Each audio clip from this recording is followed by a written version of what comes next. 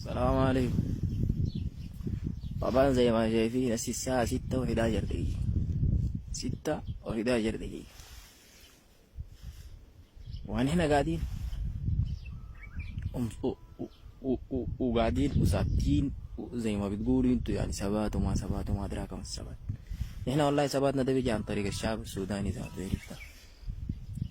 يعني انا لما يجيني واحد ناطي يقول لي الحتة ديك استلموها والحتة ديك استلموها، اصلا دي ما الحرب كده هي. عرفتها؟ يعني انت الليلة يستلموك وبكرة تستلم، وكده كده اصلا النصر ده جا. ابشركم عليه كده كده نحن منتصرين ومنتصرين.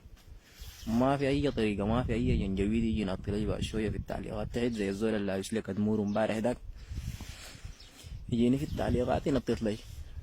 ما عندي لك حاجة، بقول لك بس شايف الوراي دي شنو؟ بس دي شغلتي معاكم، ما عندي معاكم اي شغلة تاني بس والله الحمد لله.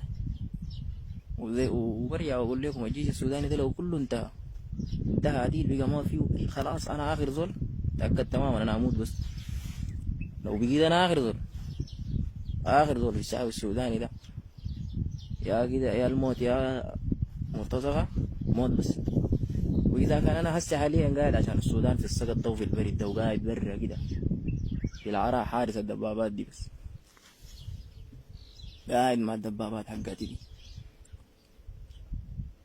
في السقطيبة دي وفي اي حاجة دي، وده كله عشان الشعب السوداني وعشان الوطن. تجيني انت في التعليقات يختجبوكني جيش ما في، والجيش بايع الشغله، والجيش ساوي الشغله. يا اخي انا لو بايع الشغله جابرني شنو على البريد؟ بيع لا بيع ما مش ارقد في بيتنا، انا جاب افك الكاكي ده ملص اخذته ابقى مارق. تجي تقول لي انت انا بايع الشغله؟ يا اخي بايع شنو يا اخي؟ يا اخي ربنا يهديكم يا جماعه الله. يا اخي والله الواحد ذاته ما عارف يقول لكم شنو ولا يقول لكم شنو.